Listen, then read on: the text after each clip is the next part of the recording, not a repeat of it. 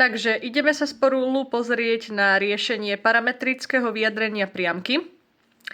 Tu máme celkovo vzorec na výpočet a toto sú súrodnice. Tie budeme potrebovať. Ačko to je v podstate nejaký bod, ktorý má dve súradnice a účko to je smerový vektor alebo vektor, ktorý má dve súradnice, ktoré budeme potrebovať.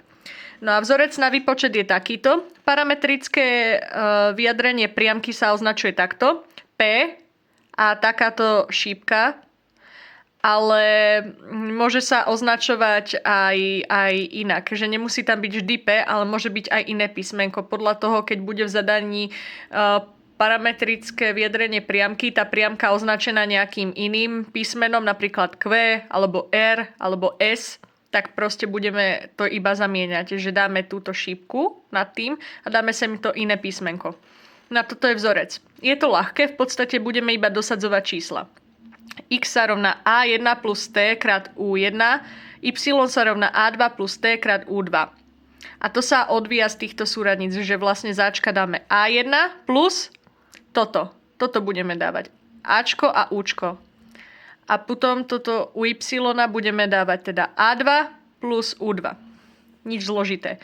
Máme prvý príklad. Napíšte parametrické vyjadrenie priamky, ktorá prechádza bodom A so súradnicami 2 a 3 a je rovnobežná s vektorom A, ktoré má vlastne tieto čísla súradníc 5 a 4. O čo tu ide? Ideme sa pozrieť spoločne na riešenie.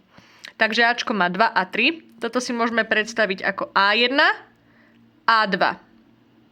A potom tu máme smerový vektor, ktorý má body 5 a 4. Toto si môžeme predstaviť ako U1 a U2. A ideme na riešenie. V podstate, čo sme dali? Označili sme priamku. Keďže tu priamka nie je označená nejakým kvéčkom, meskom, tak používame iba obyčajné písmeno P. Ak by to bolo vyjadrenie priamky Q, alebo R, alebo S, tak tuto by sme dali to písmeno, lebo tak sa tá priamka označuje. Ideme. X sa rovná A1, to je toto, plus T krát U1. Takže dáme 2 plus T krát 5. To znamená, že bude 2 plus T krát 5. A môžeme to zapísať takto jednoducho. Lebo T krát 5 nám dáva 5T. A to isté tuto. Ideme. Y sa rovná A2, takže 3 plus T krát 4. Takže bude 3 plus 4T. Toto je ešte tá ľahšia varianta. Toto je ten základný príklad. Takže toto plus toto. 2 plus 5T, 3 plus 4T. Nič zložité to nie je. Takže máme toto.